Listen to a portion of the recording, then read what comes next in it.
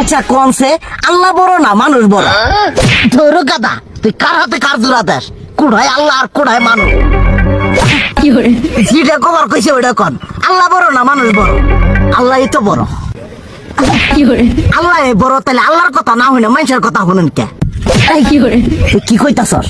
কি আর আল্লাহর কথা মানে না মানুষের কথা মানে? হ্যাঁ, কি আর মানুষের কথা শুনেন তাই না?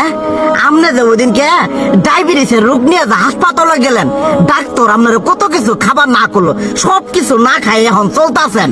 তাহলে আল্লাহ যে আপনারে কইছে যে হারাম খাবার না, সুদ খাবার না, কই আপনি তো কাম কাজ বাদ দিয়ে এলাকার আমাদের টাকা পয়সা না গায়ে খালি ওইলে দিয়েই খান। নিজেরা টেও হালাল ভাবে কামাই করেন না, ওই সুদ তো না কয়টা টিয়া করে লাভ আহে ওইলে দিয়ে দিয়ে চলেন আর পেটা বড় বানাইছেন। শুনেন একটা কথা কই, হারামের কোনোদিন আরাম নাই। হালাল পথে রুজি রোজগার করেন, প্রয়োজনে এড়া বেলা কম খায়েন, তাও শরীর পিণ্ডও ভালো থাকবো, কোনো রোগ বেদও হবো না, আরামও পাবেন, আল্লাহও খুশি থাকবো। তুই আমার এইভাবে বুঝাবি আগে কইলি না কে? আসলে এই বিষয়টা তো আমি কখনো মাথায় এইভাবে নেই যে আমাদের কখনো ডাক্তার নিষেধ করলে ঠিকই আমরা নিষেধ মানি, কিন্তু উপর আল্লাহ যে কত কিছু নিষেধ করে দিয়ে সেটা মানি না।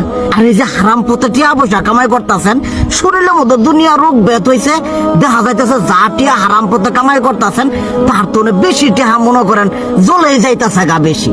আজকের পর থেকে আমি আর এই হারাম সুদ খামো না, আমি হালাল পথে চলবো, হালাল টাকা পয়সা ইনকাম করবো।